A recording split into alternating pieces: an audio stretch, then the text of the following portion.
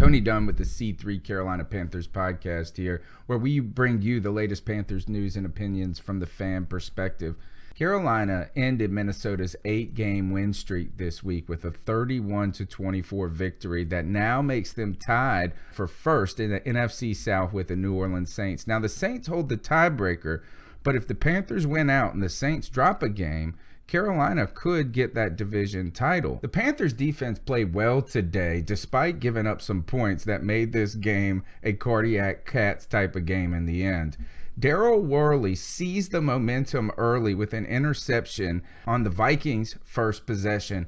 It was the first interception by a Panthers cornerback this season, and there would be two on the day. Bradbury would get one later on. The Panthers defense frustrated Case Keenum throughout the day, and Luke Kuechly played like a madman today, registering 7 tackles by the midway through the second quarter. Jonathan Stewart got the Panthers offense out of the gate quickly with a 60-yard touchdown run on their first possession. He would bludgeon the Vikings defense for over 100 yards on the ground and 3 touchdowns on the day.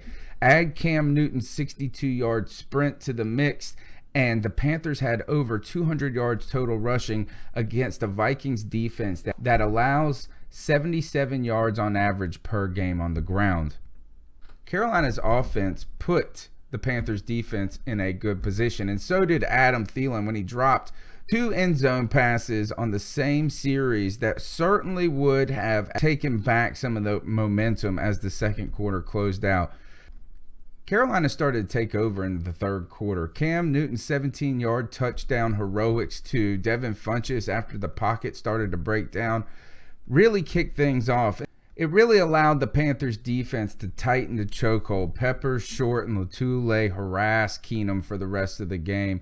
The Panthers really looked to have this game in hand when James Bradbury intercepted the ball up 24-13 with just 9 minutes left in the fourth quarter. But after the Panthers played their way safely to a 3-and-out, an Adam Thielen 52-yard touchdown, a 2-point conversion, and a Cam Newton interception later, and the Vikings had the ball on the 6-yard line, down 3 and looking to take the lead late in the game.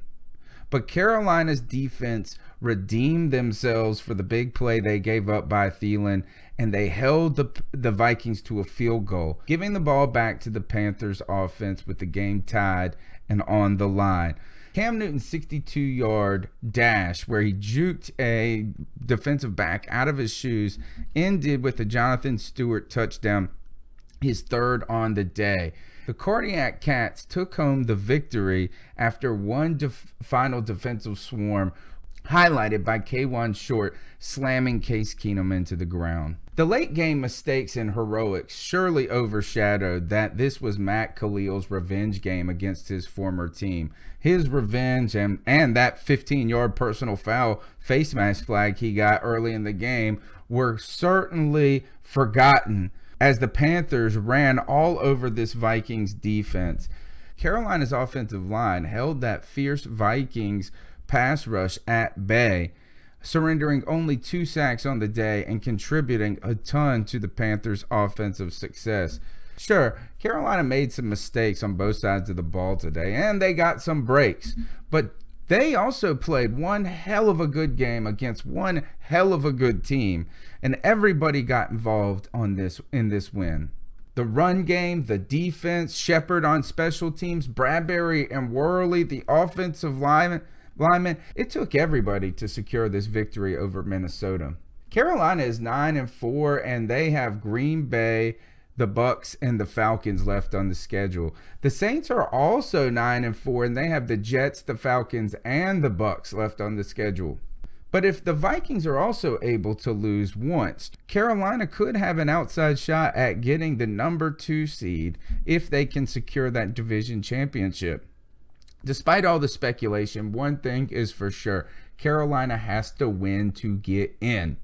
There's likely going to be a team that misses the playoffs with 10 wins, and it's not even certain that 11 gets you in at the moment. Be sure to check out the C3 Carolina Panthers podcast live on Tuesday night on YouTube, Facebook, and Periscope Live. We want to hear from you as well, Panther Nation. You can have your voice heard on the podcast by calling the Cat Calls line and leaving a message. The number is 252-228-5098. That's 252-228-5098. We'd love to hear from you. We'd love to hear from you. But we also need you to look down and smash that thumbs up button, hit subscribe, and share this podcast on social media. We'll see you Tuesday night, where we chop up all the latest Panthers news and opinions from the fan perspective. Subscribe to the C3 Carolina Panthers podcast on iTunes, Stitcher, YouTube, or anywhere you can catch an RSS feed.